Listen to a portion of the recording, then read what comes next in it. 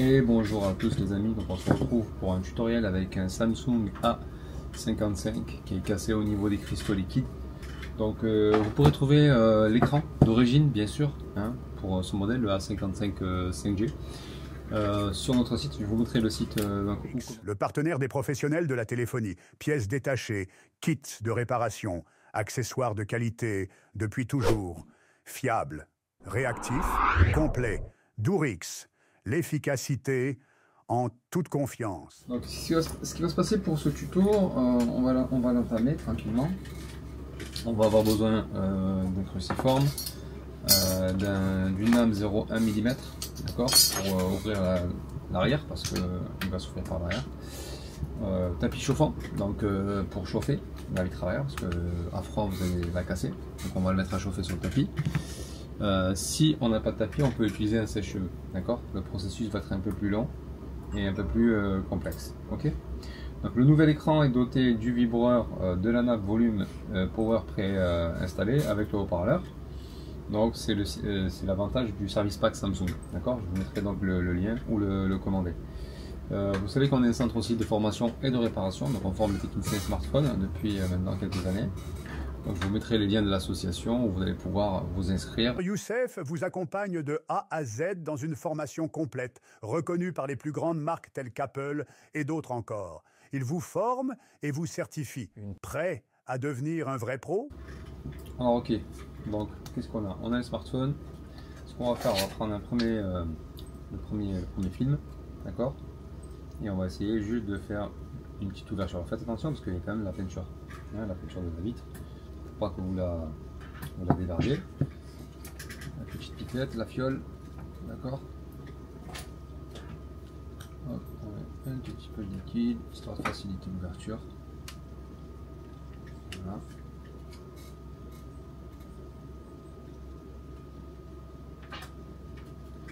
Alors j'ai fait une première ouverture, je laisse pénétrer le liquide tranquillement. Je vais enlever la partie métallique, je vais plus travailler avec un médiateur plastique, d'accord.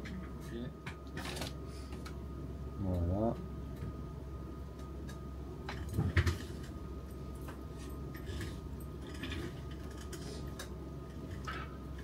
Un peu de liquide, pareil.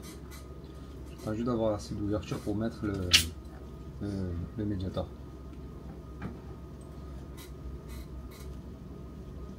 Voilà. Alors, si j'ai un petit doute ou quoi, alors ça, ce médiateur il est assez épais, il est quand même assez épais. Ce que je vais faire, je vais continuer avec la petite lame. Vu qu'il est épais, il est vraiment un petit peu dangereux parce que dans le sens où il pourrait endommager hein, en vérité. Voilà, lui je trouve qu'il est bien. Voilà, petit médiateur comme ça, c'est super. Je fais une petite ouverture comme ça, pareil, je vais aider à faire céder le double face. Si vous n'avez pas les liquides, vous n'avez pas le médiateur, vous pouvez utiliser un sèche-cheveux. Voilà. Bien mollo.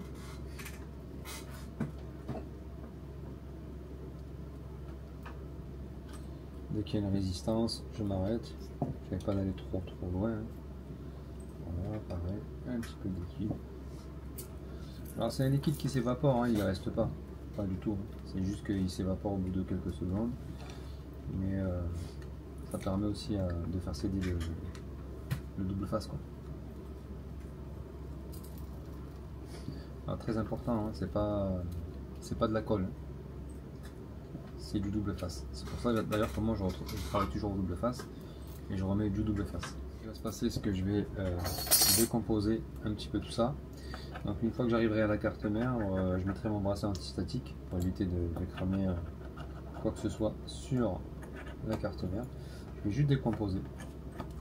Alors la visserie c'est pas un problème. Hein. La visserie, une fois que vous avez décomposé, c'est pas un souci. C'est-à-dire que c'est la même vis de partout. Voilà.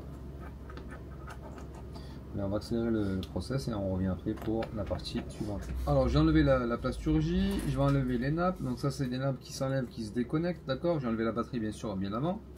Le lecteur SIM, je sais qu'il va me poser problème, donc je vais m'en débarrasser. J'aurais dû peut-être le faire au début, mais bon bref. Voilà, j'enlève ici, comme ça moi c'est fait. Je vais déconnecter les nappes. Alors, pourquoi je déconnecte tout ça? Pour la simple raison que on a un écran d'origine qui arrive bloc complet. Donc tous les éléments qui sont sur l'ancien, je vais devoir les remettre sur le nouveau. Par conséquent, j'ai besoin de récupérer tout ce qu'il y a à l'intérieur. Ok. Donc je peux récupérer déjà le connecteur de charge, comme je peux récupérer aussi la carte mère. Donc je vois qu'il y a de la visserie quand même. Hein. Voilà.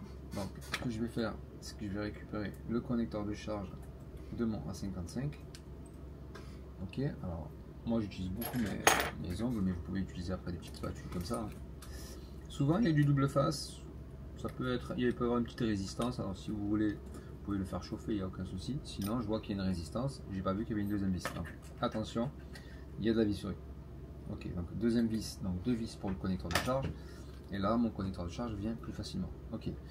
Est-ce que je récupère le vibreur? Non. Voilà. Il y a juste une nappe. C'est la nappe de l'écran. Elle est pliée. Elle est pliée et elle est collée sur un double face.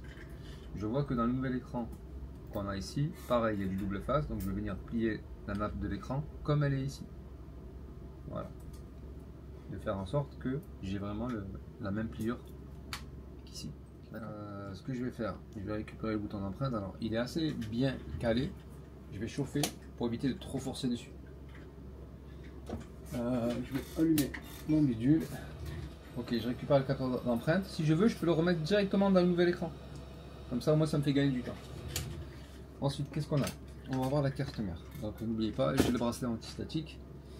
Ça me permet quand même de limiter les dégâts au cas où s'il y avait une décharge qui se fait ou qui se produit. D'accord? Pareil, donc j'ai voulu faire venir la carte mère, j'ai vu qu'il y avait une petite résistance, il y a de la visserie. Des fois j'arrive à voir directement la visserie, des fois je la vois pas forcément, parce qu'il y a certains modèles où il n'y a pas de visserie.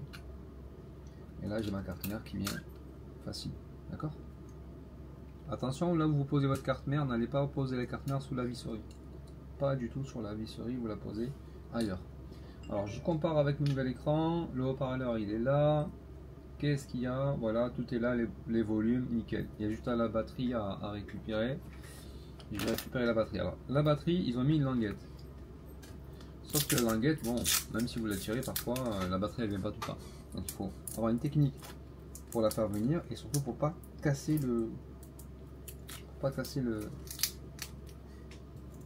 les languettes. Alors, quand c'est comme ça, ce qu'on peut faire, rappelez-vous la technique du liquide. Je peux mettre du liquide, du dissolvant comme ça, mais le dissolvant pas n'importe lequel. Hein. Voilà, je vais soulever pour que ça puisse passer. Et après, je vais venir faire un levier avec mon petit grattoir. Voilà, doucement, tranquillement. J'ai ma batterie qui est facilement. Elle n'est pas tordue, rien du tout. C'est juste le double face qui craque. Là, il me semble qu'il n'y a plus rien. C'est bon, je vais sécher un petit peu parce qu'il reste légèrement un petit peu de liquide. Et je vais venir utiliser mon double face 4 mm. Alors, ce qu'on va faire, on prend la batterie avec le double face. Donc, pareil, le double face, si vous en avez besoin, je vous le mettrai dans la vidéo. Si vous voulez commander le double face. Parce que l'ancien double face ne suffit pas. Et ne mettez surtout pas de la colle. Alors, donc on se retrouve pour mettre le double face sur la batterie. Donc, on l'a mis, c'est bon, il est placé, on va juste enlever les petites languettes par-dessus. Ok, je vais placer le la batterie parce que c'est pas problématique. Il n'y a pas de nappe qui passe en dessous, donc tout passe au-dessus, donc je peux mettre la batterie sans problème. D'accord? Je regarde ici s'il n'y a pas d'autres éléments, donc je peux venir placer ma carte mère. Voilà. Alors, ce qui est bien aussi avec des écrans d'origine, c'est que le moulage, etc., il est conforme. Souvent, sur des écrans qui ne sont pas forcément d'origine, vous pouvez vous retrouver avec des petits problèmes. Voilà, s'il y a quelques millimètres de mal, on va dire, fabrication, ben là, ça se sent, quoi. Hein, vous allez le sentir.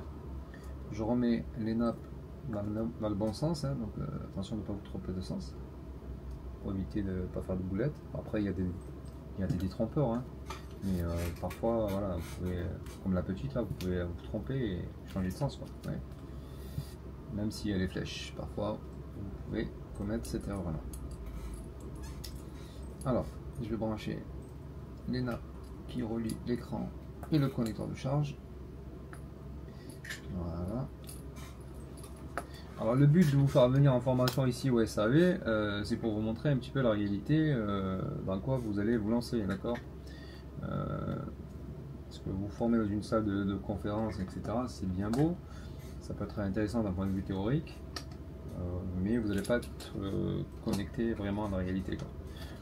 Là vous voyez un petit peu comment ça se passe, quand il y a des imprévus, voilà, il faut prendre tout en considération, surtout si vous voulez en faire votre métier. J'ai juste oublié les deux vis noires quand même qu'il faut remettre. Il y a une vis noire qui était ici et la vis noire du bas qui maintient le connecteur de charge. Veuillez m'excuser, il y en avait même deux. Vous pouvez m'excuser mes amis. Voilà, c'est très important, en plus ça permet de maintenir le connecteur de charge pour pas qu'il bouge. Voilà, et là je peux après remettre, remettre mes caches. Alors c'est pas ici, il me semble qu'elle était à droite. Voilà. Okay. Donc ça c'est un modèle par exemple que j'ai jamais fait. J'en ai fait des Samsung, j'en ai fait des milliers, mais de par l'expérience et aussi par les bonnes méthodes, vous développez des méthodes qui sont évolutives et productives. Ça veut dire quoi? Ça veut dire qu'en fait, peu importe le Samsung qu'on va vous donner, vous allez l'analyser. Vous allez voir s'il y a des brèches ou s'il n'y a pas de brèches. Tout ça, ça va faire partie ça va contribuer au bon développement de votre expérience et à la maintenir, d'accord? Alors rien n'empêche de faire encore des modules de formation, des mises à jour, mais en tout cas, vous savez que ça va vous aider à 100% pour vous développer, d'accord? Et puis vous êtes toujours connecté avec votre formateur et moi-même quand il y a des mises à jour, quand il y a des questions techniques. Moi ce que j'ai fait, j'ai créé un forum WhatsApp. Et avec ce forum WhatsApp, il y a des centaines de techniciens. Et avec ces techniciens, ben, voilà, vous pouvez interchanger, poser vos questions. C'est comme ça qu'on fait avancer la cause au niveau de la réparation du smartphone. Alors là, j'ai juste un petit souci au niveau d'en haut. Le vis noir, je ne l'ai pas mis au bon endroit. Ce qui fait qu'il y a un endroit où je dois mettre la vis. Et au final, qu'est-ce qui se passe? En fait je ne l'ai pas mis au bon endroit, je vais juste le repositionner, ça arrive hein. Ok, donc on se retrouve, qu'est-ce qui se passe? Là j'ai le téléphone, j'ai mis toute la visserie. Avant de remettre la vitre arrière, je vais remettre du double face, d'accord? Donc ce que je vais faire déjà avant tout, c'est au moins tester si ça allume le téléphone. Alors, la première des choses qu'on fait, effectivement quand on a remonté le tout, il faut tester le téléphone. Donc est-ce qu'il y a un visuel, est-ce que le tactile il fonctionne? Parce que si vous remontez tout et que vous vous retrouvez avec un problème de tactile ou un problème visuel, ben vous allez tout refaire. Et si vous avez déjà collé votre vitre avec du double face, vous allez devoir faire machine arrière. Ok. Donc là le châssis il est neuf, je vais prendre mon double face, donc un double face bien sûr qui est recommandé, je vous mettrai le lien dans la vidéo. Ok, donc on met notre double face ici, voilà, et c'est rapide. Donc je vais venir ici. Alors ne mettez pas de la colle, je vous expliquerai si vous avez la possibilité de venir en formation, je vous expliquerai vraiment tout en détail, pourquoi j'utilise pas la colle, pourquoi j'utilise pas ceci ou cela. C'est pour des questions d'efficacité et surtout il faut être vraiment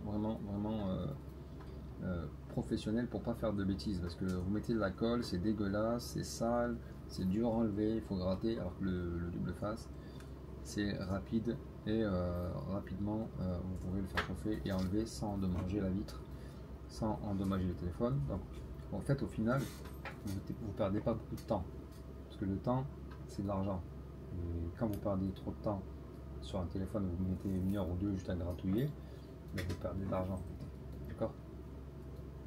Ok, je vais venir ici, je vais coller la vitre, nickel, elle est parfaite. Là je mets comme ça, j'appuie, voilà, je fais juste des petites pressions et vous avez vu que ça colle, hein. Il n'y a pas besoin de forcer comme un malade. Je peux utiliser des mini étaux pour faire office de presse, d'accord, c'est ce que je vais faire après. J'oublie pas juste de remettre le lecteur SIM. Alors bon, on lui a pris l'écran en noir, c'est pas grave, hein, mais c'est un écran d'origine avec un arrière blanc. Au niveau de l'écran, je vois que le tactile fonctionne, il n'y a pas de mot de passe, donc tout est fonctionnel. Je pourrais aller dans les caméras si je veux, faire du selfie. Voilà, donc au plus vous soignez votre travail, au plus il y a de fortes chances que voilà, tout se passe bien. Maintenant, si vous avez des doutes, vous bâclez, vous fermez les yeux sur certaines choses, vous pouvez vous retrouver avec des imprévus. Donc je vous donne un conseil, faites bien les choses comme moi. Et comme ça au moins vous pourrez réaliser votre tuto sans qu'il y ait trop d'imprévus. Je vous mettrai le lien si vous voulez commander les accessoires et les pièces détachées. Et je vous dis à très bientôt pour une prochaine vidéo. Hasta luego, partagez, likez et je vous remercie.